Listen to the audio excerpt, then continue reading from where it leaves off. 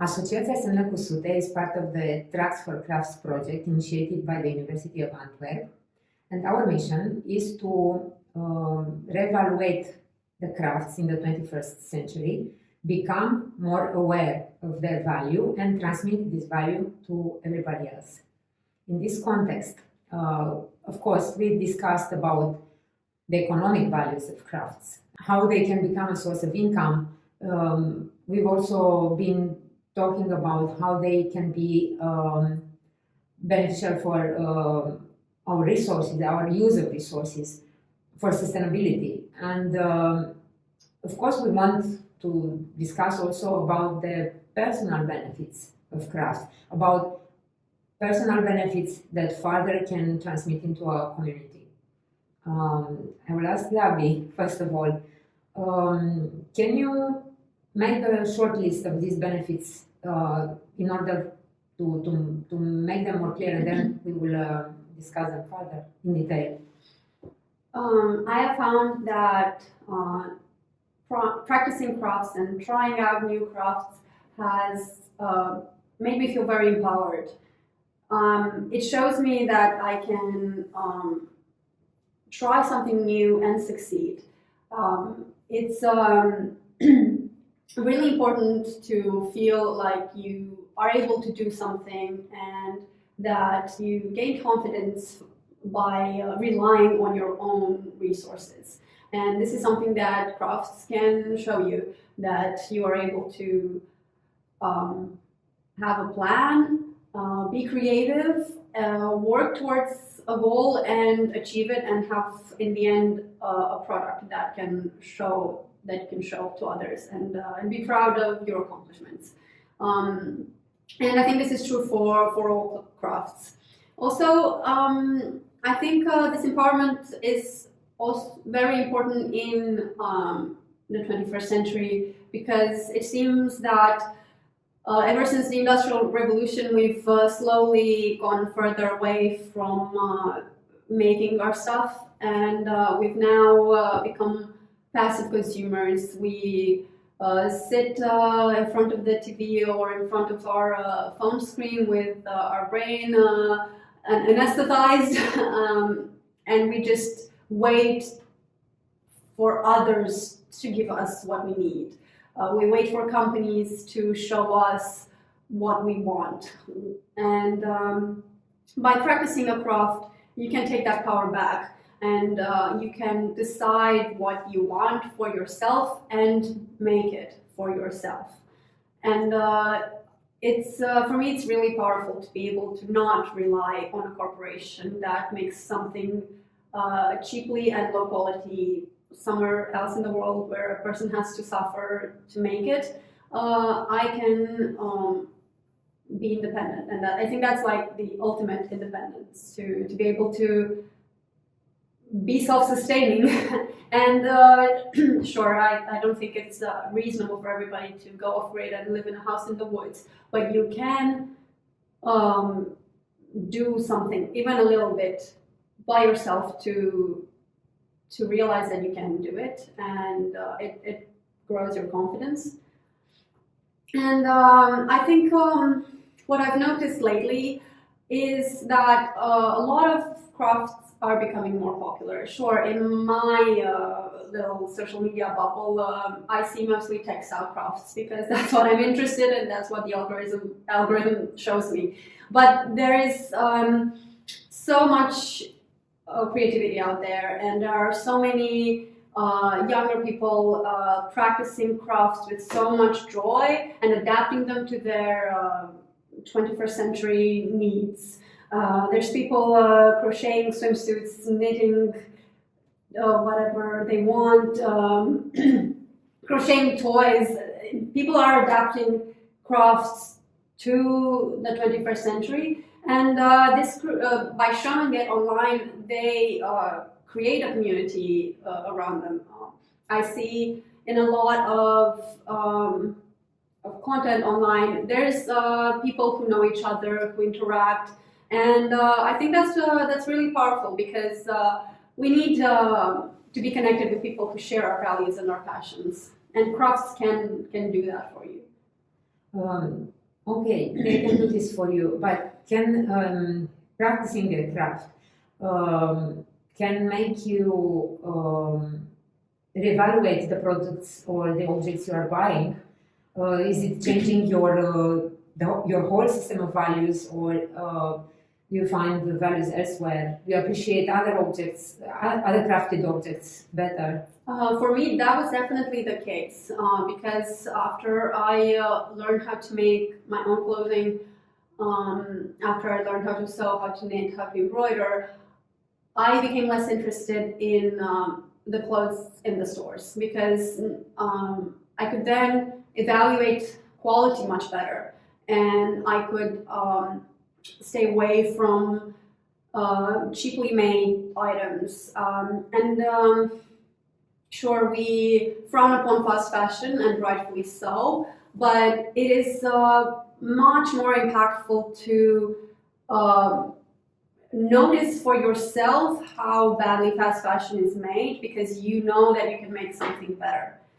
And it's made me buy fewer fast fashion items, and also by realizing how much work goes into making something, I want to reward the people who are experts in their fields, and it's made me appreciate more crafted items. I think a lot of times we see handmade stuff as being inferior, but once you start making things yourself, you realize that is not the case, and handmade stuff is actually very, very important and has a lot of value, and it's oftentimes better than a mass market item.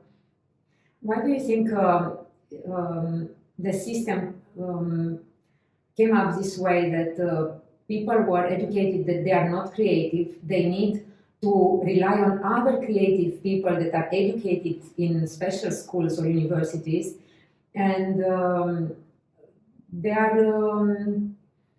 don't have a hope, and they're only given false promises from certain fashion labels and brands that they will help them to express themselves through fashion, but actually it's not. It's a limited choice. But somehow the educational system is not helping us here. Why do you think people were discouraged to be creative in the first place? Well, I think initially industrialization came with a lot of benefits. It made the lives of many people much easier, and there weren't as many disadvantages. Later, it seems that the profit margin became more important than helping people, and people were discouraged because if they make their own things, they will buy fewer things. And now it seems like it's a race who can sell faster. It's no longer important what your needs are. It's important how fast you can buy and how fast you can spend. And the brands are racing against each other to give us more and more stuff that we don't need. And the education system doesn't really help because I don't know what it's like in all schools, but in my school, arts were not important. It was a subject that people weren't interested in. We were taught art. Obviously, it was in the curriculum, but nobody thought it was something serious that you can do. Nobody taught us about the value of it, and that was what my colleagues. That was what my colleagues learned, that art is not something serious that you should be interested in. And we don't really have as many outlets for expressing our creativity. Sure, we have our jobs, but sometimes they're pretty repetitive, and not everybody wants to go paint. How else are you gonna express your creativity?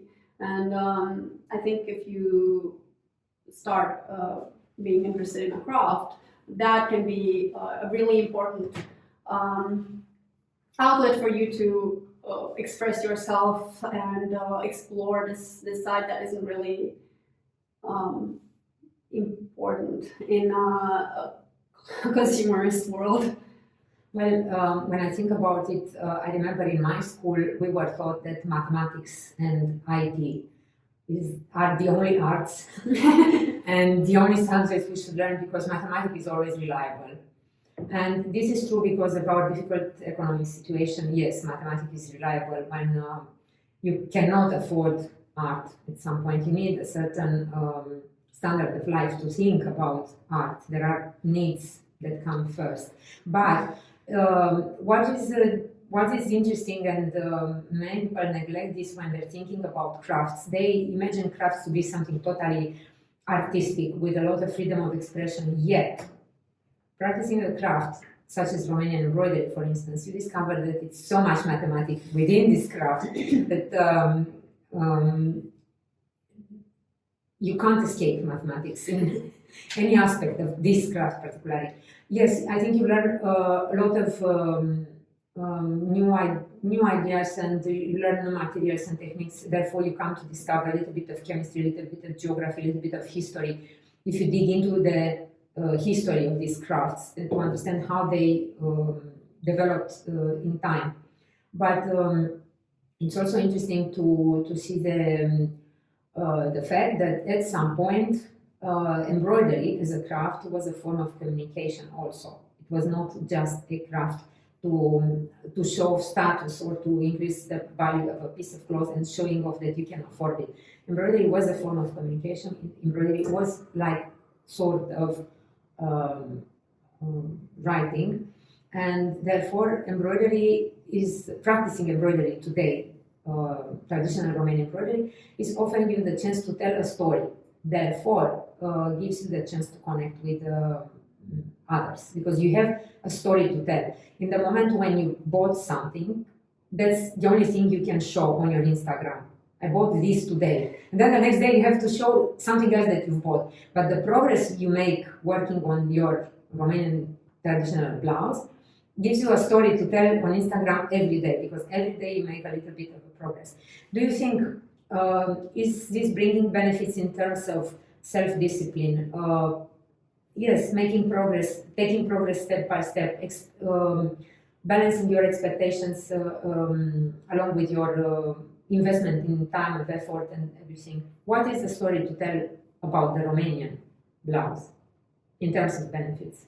You mentioned all the things you can learn by being interested in this particular craft, and that is really what attracted to me, what made it attractive to me in the first place. The fact that I discovered it wasn't just something ornamental. There was so much information behind the stitches. I did not realize in the beginning how much you can learn about history and geography and climate and materials when I first started. And that is, learning all of this has been super interesting to me.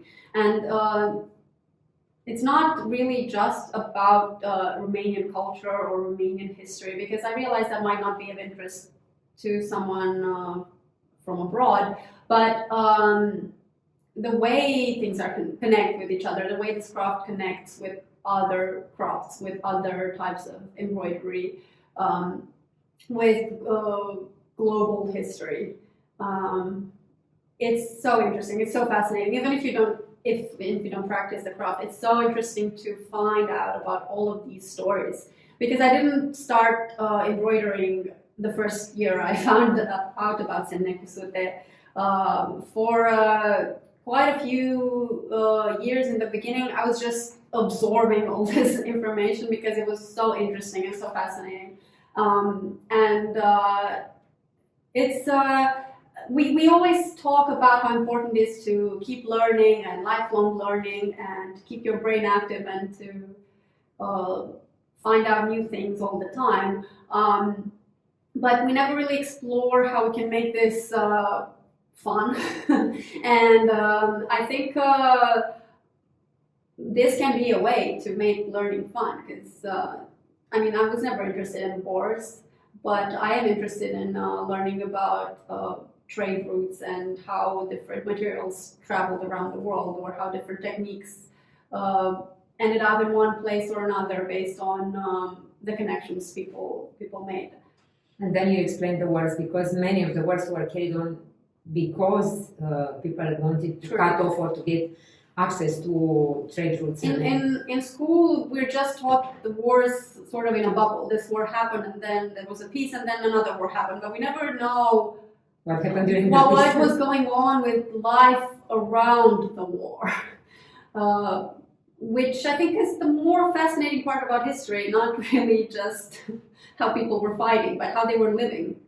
Yes, and you mentioned learning to be fun. In our website, semnecusute.com, there are some basic tools for starters, how to start a zero waste cutting pattern, or how to take your first steps into learning the embroidery techniques.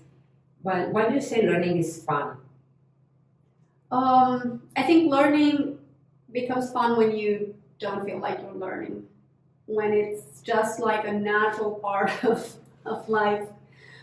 Because sure, I now know how to make something with zero waste cutting techniques.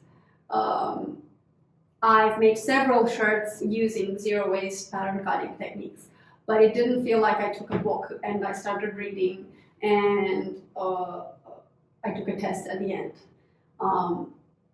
Learning by doing, just learning from necessity, I needed to learn, it makes it more enjoyable. And now if I want to, I can use that knowledge to make non-traditional items.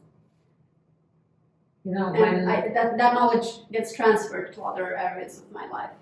When internet was firstly imagined, it was imagined as a tool for good, for sharing important and useful knowledge.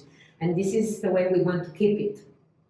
And now, even if we are away from the keyboard, when we meet in person, we still share information and not gossip, because there is so much interesting information to share. But I think there are benefits being part of the group, because you have always the moments when you ask for help and you get it, and there are moments when you offer help and then feel useful. Is it important for personal development or for personal benefits? Do you feel better to be part of a embroidery group? Well, any group is important. Any form of socializing is important, and it's been proven to be a tool in resilience and in healthy lives for people. And I think it's pretty difficult for us as adults to form new friendships and to find people we like and want to connect to. When we're younger, we go to school and we're bundled up together, and it's much easier to find people to connect with. But later on in life, we have fewer opportunities like that, and that's why I think having access to a community that shares the same values and passions as you is really valuable, because in this group we don't just learn about embroidery or sewing or crafts. A lot of us have formed lifelong friendships along the way, and people meet outside the official group meetings just because they discovered how well they get along. And I think that's incredibly valuable.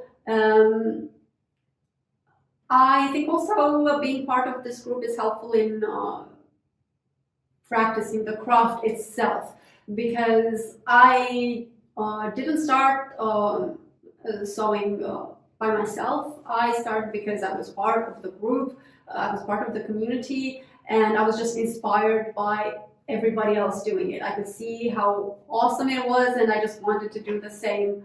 There was no need for someone to come and give me a list of benefits, and steps of this is what you'll gain, this is what you have to do. I just saw others doing it and enjoying it, and I wanted to take part as well.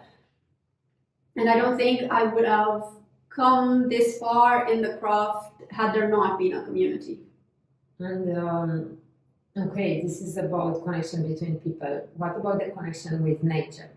In Romania, for those who don't know yet, we have quite a lot of wildlife left, and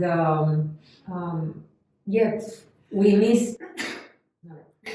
And yet we feel that we miss the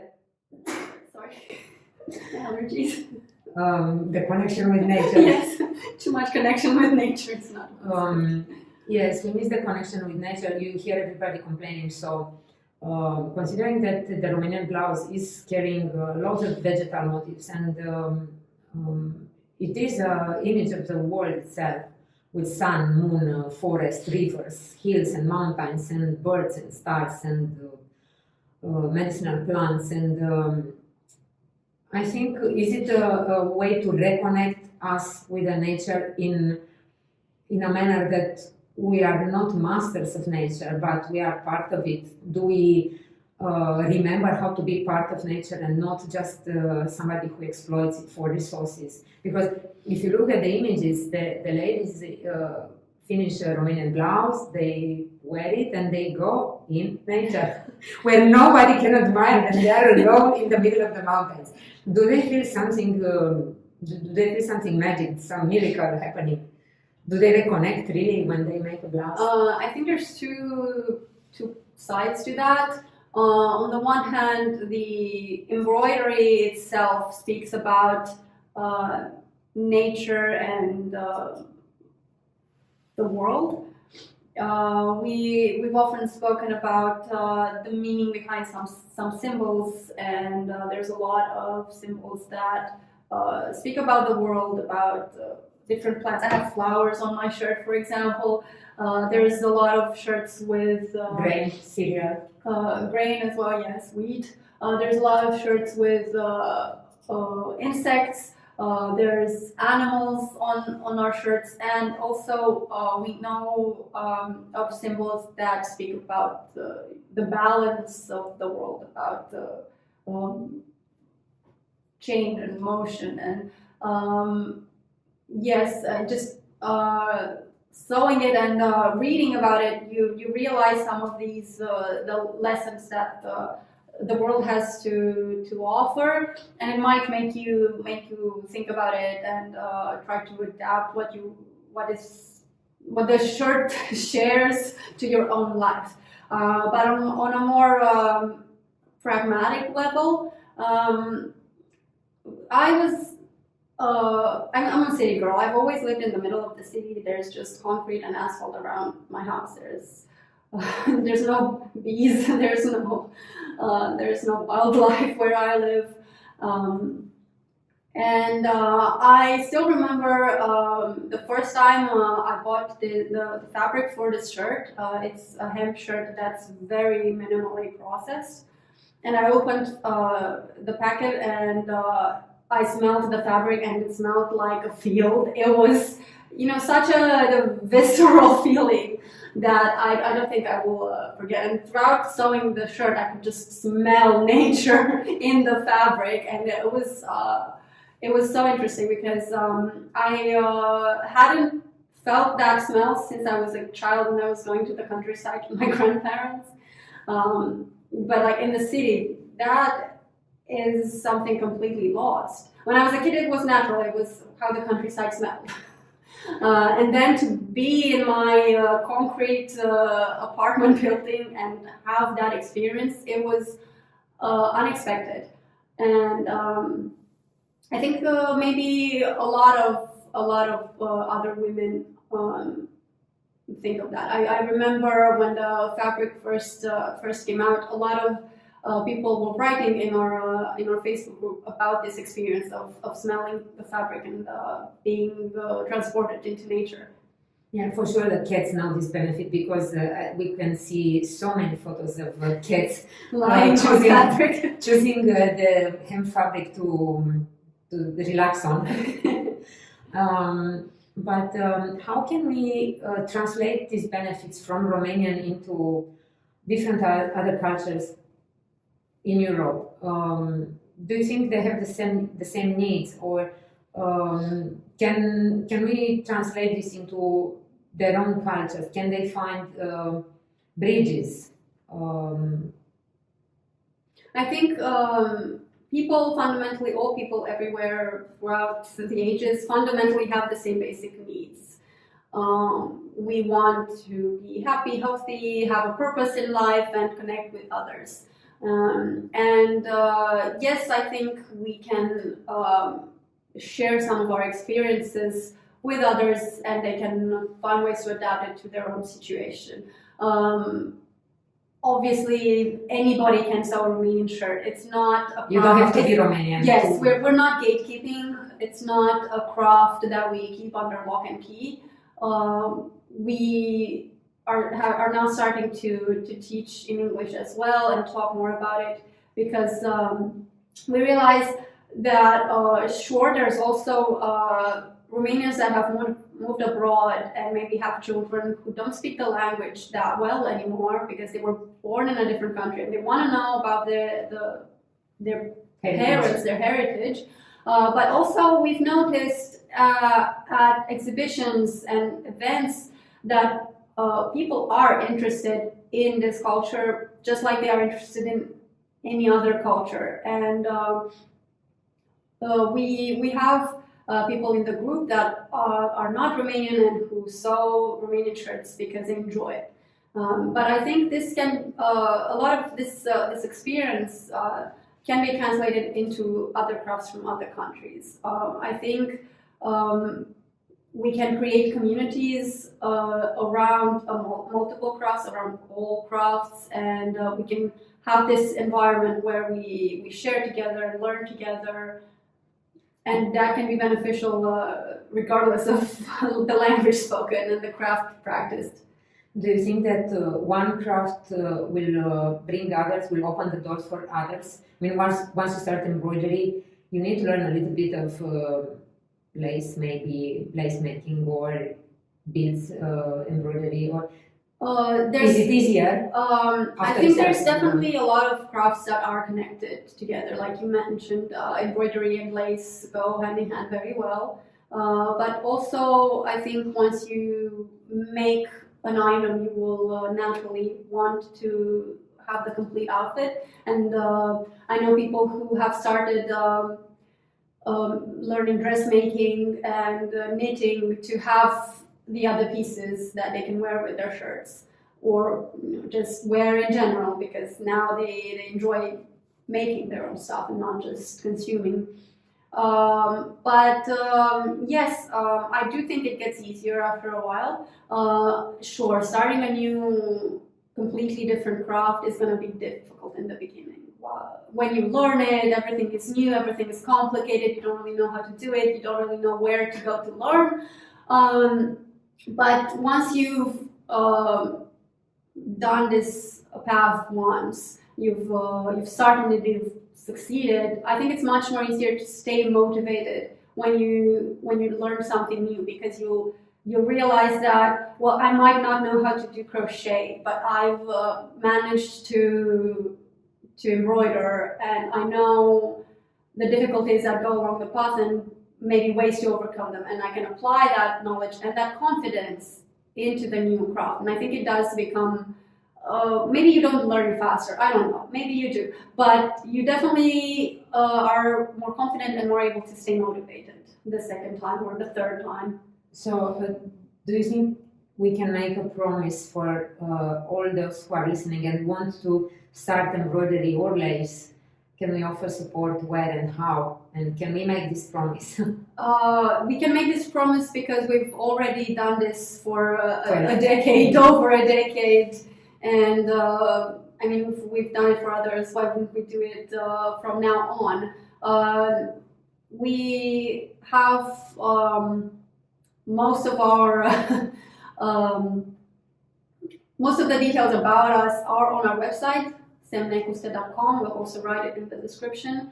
and all the other platforms are connected to the website. On YouTube, we will be posting stories and tutorials. We have courses coming up that will likely be bilingual. And if you want to join our community, you can do it regardless of location or language. It's on Facebook, and It's free access. yes, and that's where you can ask for advice and find people who are in your community, because we don't practice this just in Bucharest, where we are. We don't practice it just in Romania. There have been Praga, Luxembourg. yes, there are communities that have popped up everywhere around the globe on all continents. Vienna, yes.